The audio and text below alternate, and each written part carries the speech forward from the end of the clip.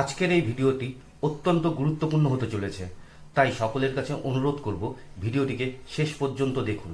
এর জন্য যারা মোহাম্মদ ইউনূসের সঙ্গে নোবেল জয়ী ট্যাগটাকে লাগিয়ে তাকে মহৎ প্রমাণ করার চেষ্টা করেন। এই ভিডিও তাদের জন্য যারা কথায় কথায় মোহাম্মদ ইউনূস আসলে ভারতের কতটা ক্ষতি করেছে সেই হিসেবটা দেওয়ার চেষ্টা করেন। আসলে এই ভিডিও তাদের জন্য যারা বারবার আমাকে প্রশ্ন করেন, কেন দাদা আপনি ভারতে থেকে মোহাম্মদ ইউনূসকে নিয়ে পড়ে আছেন। আজকে সমস্ত প্রশ্নের উত্তর দেব এবং বলবো আন্তর্জাতিক স্তরে মোহাম্মদ ইউনূস আজকে এমন বড় ধাক্কা খেলেন যা বাংলাদেশের মিডিয়া প্রচার করবে না, ভারতের মেইনস্ট্রিম মিডিয়া এখনো এই বিষয়ে ঢুকেনি, কিন্তু এই খবর সাউথ ইস্ট এশিয়ার ডিপ্লোম্যাসির জন্য অত্যন্ত গুরুত্বপূর্ণ। আপনি দেখবেন একটি শাসক মোহাম্মদ ইউনূস নোবেল জয়ী অর্থনীতিবিদ ধরে নিলাম, তিনি একটি রাষ্ট্রে গেছিলেন, সেই রাষ্ট্রে গিয়ে 47টা মিটিং করেছিলেন 4 মাসে এবং ভারতের সঙ্গে সম্পর্ক ছিন্ন করার সমস্ত রকম প্রয়োগ ঘটানোর চেষ্টা করেছিলেন এবং আলটিমেটলি সেই রাষ্ট্রটি পরবর্তীকালে ঘোষণা করলো বাংলাদেশে তারা যে পরিমাণ টাকা ইনভেস্ট করত সেই ইনভেস্টমেন্ট সম্পূর্ণভাবে বন্ধ করে ভারতের সঙ্গে এক ঐতিহাসিক চুক্তি করবে এবং এই ঘোষণা আজকে চলে এলো। আমি বহুদিন ধরে এই খবরটি ট্র্যাকে করছিলাম এবং অফিসিয়াল যতক্ষণ না হবে ততক্ষণ সামনে নিয়ে আসবো না, একটু নিজেকে মনস্থির করেছিলাম, কিন্তু আজকে এই খবর সামনে এসছে, সেখানে বলা হচ্ছে সুইজারল্যান্ডের সঙ্গে ভারতের 15 বছরের জন্য এক ঐতিহাসিক চুক্তি হয়েছে।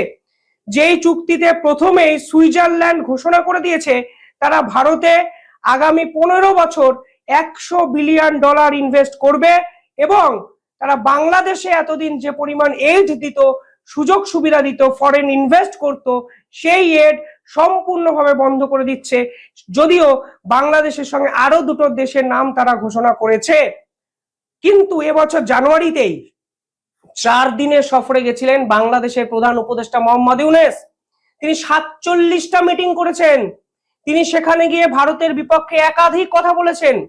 সুইজারল্যান্ডে গিয়ে ভারতের বিপক্ষে শুধু কথা নয়, নরেন্দ্র মোদীকে তিনি একাধিক কথাবার্তা বলেছিলেন সুইজারল্যান্ডের মাটিতে দাঁড়িয়ে।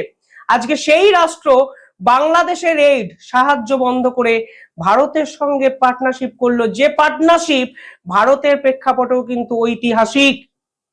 এই জন্যই আমি মোহাম্মদ ইউনূসকে নিয়ে ভিডিও বানাই, যিনি প্রত্যেকটি পদক্ষেপে ভারতের বিপক্ষে চক্রান্ত করেছেন, ষড়যন্ত্র করেছেন।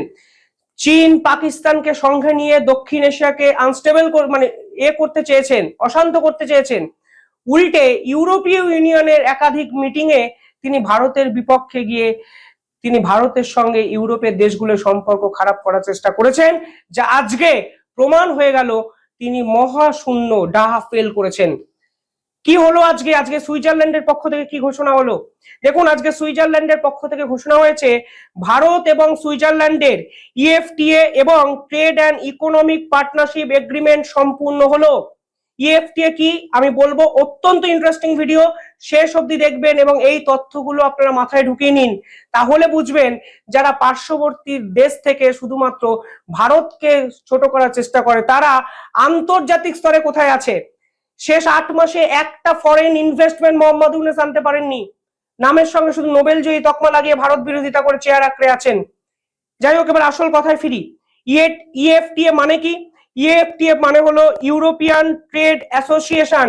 এই ইউরোপীয় ট্রেড অ্যাসোসিয়েশনে নন ইউরোপীয় ইউনিয়নের দেশগুলি আছে, প্রধানত 4টি দেশ কিন্তু এখানে আছে: নরওয়ে, সুইজারল্যান্ড, আইসল্যান্ড এবং লিechtenstein। এই লিechtenstein দেশটি ছোট একটি রাষ্ট্র, কিন্তু এর ইকোনমিক্যাল অবস্থা স্ট্রাকচার এতটাই শক্তিশালী যে ভারত এদের সঙ্গেও কিন্তু এই ইউনিয়নে একত্রে মিলে একটি চুক্তি করে নিয়েছে।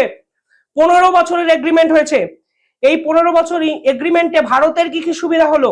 এই 4টি রাষ্ট্র আপনারা অনেকেই জানেন যে ফরেন ইনভেস্টমেন্ট এবার এমন কিছু দেশ থেকে আসছে যেগুলো ইটসেলফ হাই ইনকাম ক্যাপাবিলিটি ওয়ালা ইউরোপিয়ান কান্ট্রি, অর্থাৎ এদের অর্থনীতিকে ধরাছোঁয়ার বাইরে এরা চলে গেছে বিভিন্ন ক্ষেত্রে।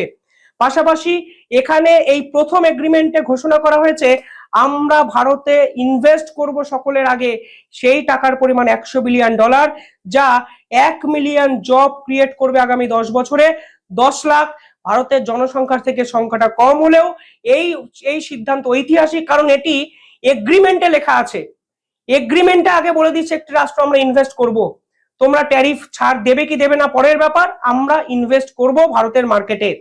পাশাপাশি এখানে বলা হচ্ছে হাইলি ডেভেলপ একটি মার্কেটের অ্যাক্সেসও কিন্তু ভারতের সামনে খুলে যাবে, কারণ ভারত এবার সুইজারল্যান্ডের মার্কেটে পৌঁছে গেল, ভারত এবার নরওয়ে আইসল্যান্ডের মতো অত্যাধুনিক রাষ্ট্রের পৌঁছে গেল, ফলে ভারতের ক্ষেত্রেও কিন্তু একটা হাই ভ্যালু মার্কেট অ্যাক্সেস খুলে যাচ্ছে।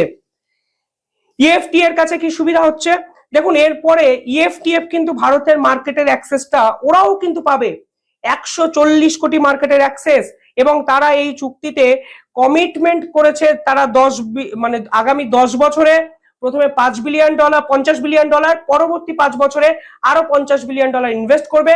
তারা ভারতকে অনুরোধ করেছে যেন আইপি প্রোটেকশন ভারত দেয়, অর্থাৎ ইন্টেলেকচুয়াল প্রপার্টি গুলো ভারত যেন সুন্দরভাবে মেনটেন করতে পারে, এবং পরবর্তীকালে ভারতও কনফার্ম করেছে যে এবার হাই ভ্যালু ইকোনমিক্যাল কান্ট্রি গুলোকে কিছুটা ট্যারিফ কনসেশন দেবে, ফলে অত্যন্ত গুরুত্বপূর্ণ একটা পার্টনারশিপ। এবং এমন একটা সময় পার্টনারশিপটা হচ্ছে যখন আমাদের পার্শ্ববর্তী প্রত্যেকটি দেশ ভারতের বিপক্ষে চক্রান্ত করছে।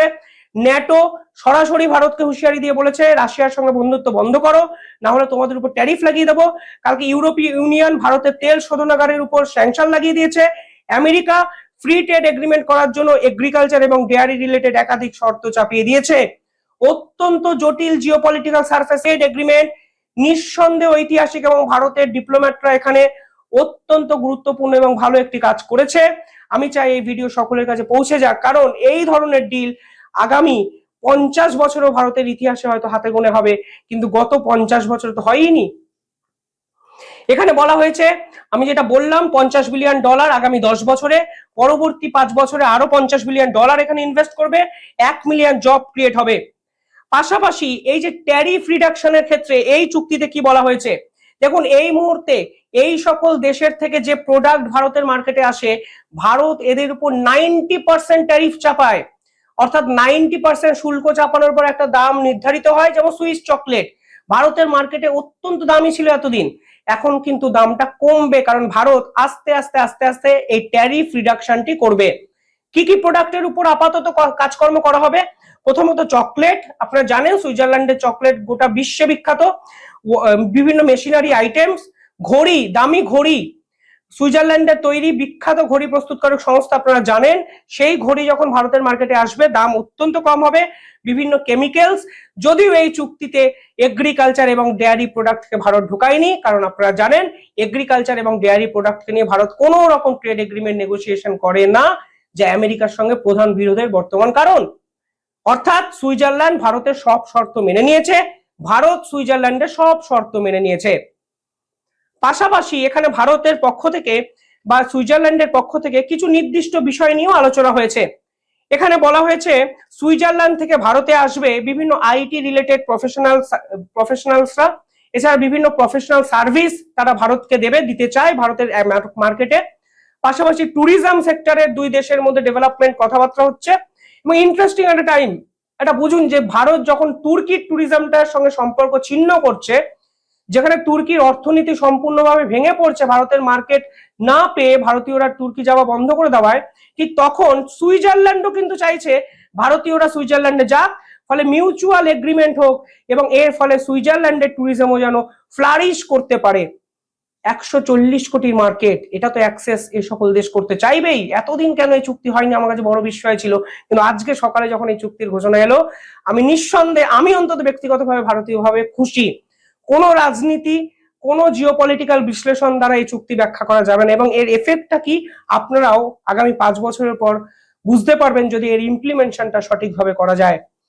পাশাপাশি এখানে ভারতের স্কিল ওয়ার্কার্স, ফার্মা ইন্ডাস্ট্রির সঙ্গে একাধিক জড়িত ব্যক্তিরাও সুইজারল্যান্ডে এবার অনেক বেশি অ্যাক্টিভলি যেতে পারবেন, ওদের দেশে কাজকর্ম করতে পারবেন। এখানে সুইজারল্যান্ডের পক্ষ থেকে বলা হয়েছে ইন্টেলেকচুয়াল প্রপার্টি প্রোটেকশন ভারতকে করতে হবে, পেটেন্টস রক্ষা করতে হবে, বিভিন্ন যেগুলো আছে ট্রেডমার্কস গুলোকে সঠিকভাবে আলাদা করে রাখতে হবে, জিওগ্রাফিক্যাল ইন্ডিকেশন গুলোকে সুন্দরভাবে মেনটেন করতে হবে ভারতকে, যা একটা রাষ্ট্র চাইতেই পারে। Is not a big deal, but deal is that $100 billion investment আসছে সুইজারল্যান্ড থেকে, 10 লক্ষ নতুন চাকরি হচ্ছে, এবং আরো ইন্টারেস্টিং বিষয় হলো সাউথ ইস্ট এশিয়ার জিওপলিটিক্যাল সারফেসে মোহাম্মদ ইউনুসকে সম্পূর্ণভাবে ধাক্কা দিয়ে তার ষড়যন্ত্রকে ভেস্তে দিয়ে ভারত এই ঐতিহাসিক চুক্তিটা ক্র্যাক করলো 6 মাসের ব্যবধানে। জানুয়ারিতে গেলেন মোহাম্মদ ইউনুস, 47টি মিটিং করলেন, সকলের সামনে ভারতের বিপক্ষে একাধিক স্টেটমেন্ট দিলেন, আপনি গুগলে গিয়ে পড়ে নিন, এবং বললেন সুইজারল্যান্ড নাকি বাংলাদেশে ইনভেস্ট করবে। উল্টে সুইজারল্যান্ড ফরেন এড বন্ধ করে দিল, অর্থাৎ ইউএসএইড যেমন বাংলাদেশে টাকা দিত, সুইজারল্যান্ডের একটি নির্দিষ্ট ফান্ড থেকে বাংলাদেশে ফান্ডিং আসতো ডেভেলপমেন্টের জন্য। এই সকল দেশ, যে সকল দেশগুলো পিছিয়ে থাকে না, তাদেরকে একটু সাহায্য করার চেষ্টা করে। বাংলাদেশ এই লিস্টে ছিল, সেই লিস্ট থেকে নাম বাদ পড়ে গেছে। ফলে এমনি তো ফরেন ইনভেস্টমেন্ট আসতোই না, ইন্ডাস্ট্রি সম্পূর্ণ শেষ। ফলে এই রকম সাহায্য বন্ধ করে দিয়েছে সুইজারল্যান্ড। উল্টে সুইজারল্যান্ড ঘোষণা করে দিয়েছে ভারতের সঙ্গে তারা এই ধরনের ঐতিহাসিক চুক্তি করলো।